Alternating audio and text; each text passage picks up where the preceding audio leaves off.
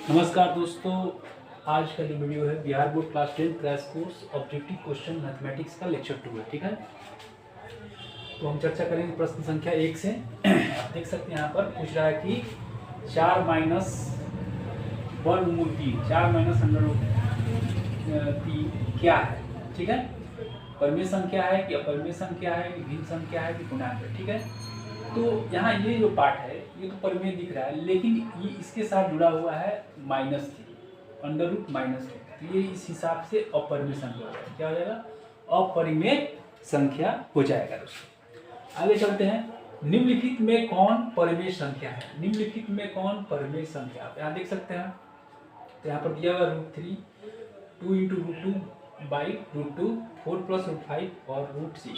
तो ये वाला ऑप्शन ए, ऑप्शन सी और ऑप्शन डी ये तो अपरिमेय संख्या दिख रहा है। ठीक है, बनावट के हिसाब से अपरिमेय संख्या दिख रहा है, लेकिन यहाँ पर देखिए 2 × √2 और बाई √2 ये कट गया तो बच गया हमारा सिर्फ 2, यानी कि 2 बच गया। तो 2 क्या है? एक परिमेय संख्या। 2 है परिमेय संख्या। क्या है? 2 क्या है? परिमेय संख्या है। तो इस हिसाब से ये परिमेय संख्या हुआ। अब आते हैं दोस्तों यहाँ क्वेश्चन नंबर 3 को देखते हैं। क्वेश्चन नंबर 3 क्या कहता है? पाई क्या है? पाई है क्या है? परिमेय संख्या है, अपरिमेय संख्या है, पूर्ण संख्या है, इनमें से कोई नहीं है। तो पाई एक अपरिमेय संख्या है। पाई क्या है? एक अपरिमेय संख्या है। आगे बढ़ते हैं। निम्नलिखित में कौन अपरिमेय संख्या नहीं है? निम्नलिखित में कौन अपरिमेय संख्या नहीं है, यानी कि वह संख्या जो परिमेय होगा।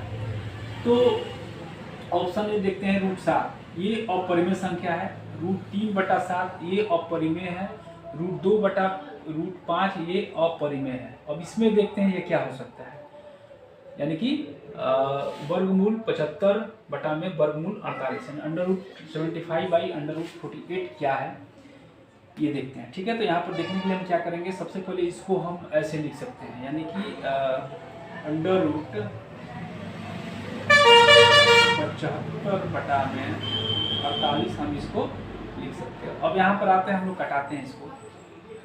ठीक है, तो 3 से कटाते हैं तो 25 बार में गया। ठीक है, और यहाँ पर हम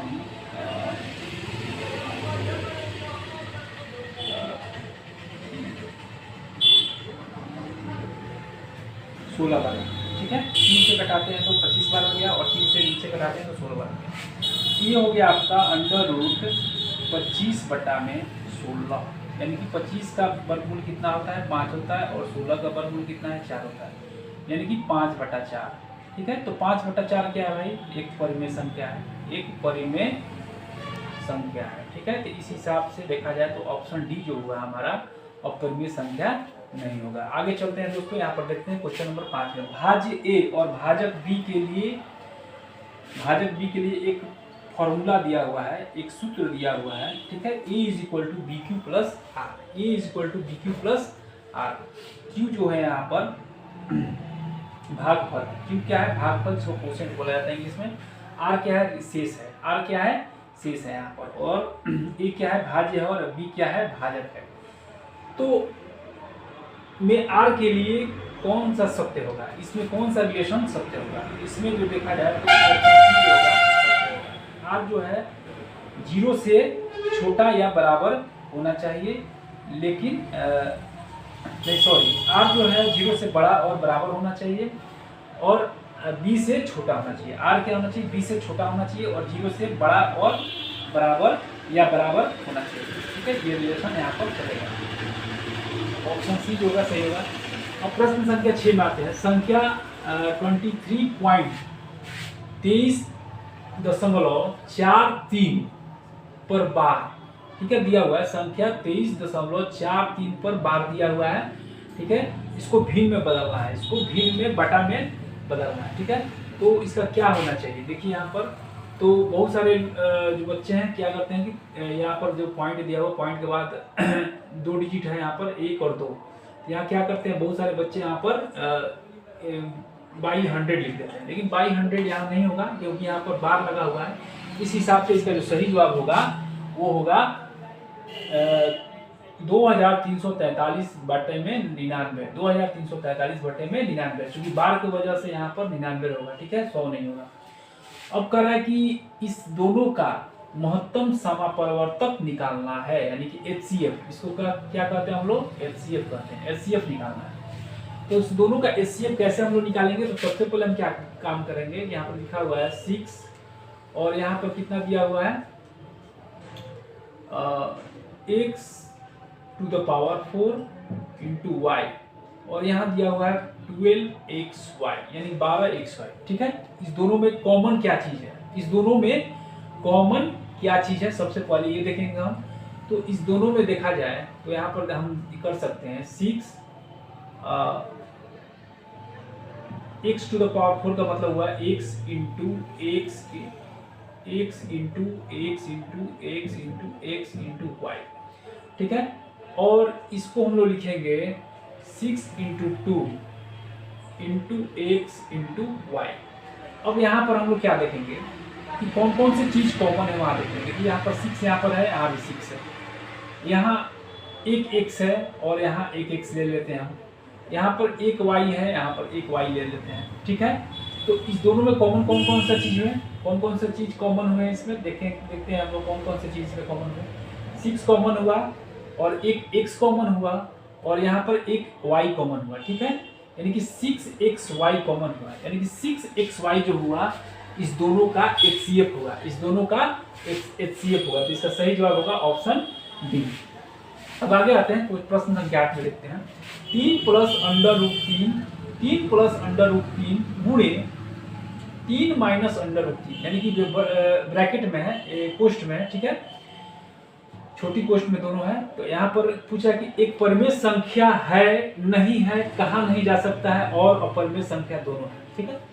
तो इसका डिसीजन कैसे होगा, अब देखिए यहाँ पर कैसे होगा। अब यहाँ पर दिया हुआ है 3 + √3 गुणे 3 - √3।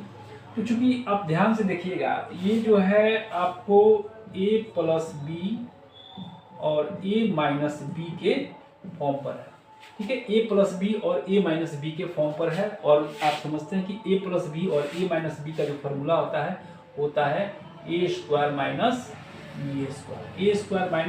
b², तो इस हिसाब से हमारा a क्या है, 3 है, और b क्या है, √3 है। तो इस हिसाब से देखा जाए तो 3² - b √3², तो क्या हो सकता है यहाँ पर, तीसरी का 9, और जब √3 का स्क्वायर करेंगे, तो 3 हो जाएगा, ठीक है, √3 का स्क्वायर करेंगे तो क्या हो जाएगा, 3 हो जाएगा। तो 9 में से 3 गया 6। 6 क्या है भाई हमारा, 6 एक परिमेय संख्या, 6 क्या है, परिमेय संख्या है, ठीक है, 6 क्या है, एक परिमेय संख्या है। तो इस हिसाब से हमारा क्या है, ये जो है एक परिमेय संख्या है, ये ऑप्शन होगा। अब प्रश्न संख्या 9 की तरफ चलते हैं। दो संख्याओं का गुणनफल क्या होगा, दो संख्याओं का गुणनफल क्या होगा। मान लीजिए कि दो संख्या है a और b, दोनों का गुणनफल क्या होना चाहिए, तो दोनों का गुणनफल होगा HCF और LCM के गुणनफल के बराबर। HCF उस दोनों संख्याओं का HCF और उस दोनों संख्याओं का LCM के गुणनफल के बराबर होगा, ठीक है। ऑप्शन सी हमारा सही जवाब होगा, HCF गुणे LCM, ठीक है दोस्तों। अब आगे आते हैं प्रश्न संख्या 10 की तरफ। दिया हुआ है 0.23 बार या फिर 0.23 पर बार को परिमेय संख्या के रूप में लिखे। वही है, भिन्न के रूप में लिखना है, जैसे कि हम लोग प्रश्न संख्या 6 बनाए, उसी प्रकार से प्रश्न संख्या 10। तो इसका सही जवाब क्या हो सकता है, 23/99, 23/99 एंड 23/99। इसका सही जवाब होगा 23/99। दोस्तों उम्मीद करता हूँ कि वीडियो आपको पसंद आई होगी, और पसंद आई है तो इसको सब्सक्राइब कीजिए। चैनल का नाम है एम्बिशन, चैनल का जो नाम है एम्बिशन ई-लर्निंग, ठीक है, एम्बिशन ई-लर्निंग, आप यहाँ देख सकते हैं। चैनल का नाम है एम्बिशन ई-लर्निंग। यूट्यूब पर जाकर आप इसको सब्सक्राइब कर सकते हैं। इसमें बहुत सारे वीडियो हैं, इसके लेक्चर 1 भी उसमें मिलेंगे, तो आप वहाँ से एक्सेस कर सकते हैं दोस्तों। सब्सक्राइब करें, अपने दोस्तों में शेयर करें और ज़्यादा से ज़्यादा लाइक करें। ठीक है दोस्तों, तो चलते हैं अगले वीडियो के साथ, बहुत जल्द मिलेंगे। तब तक के लिए अलविदा। जय हिंद, जय भारत।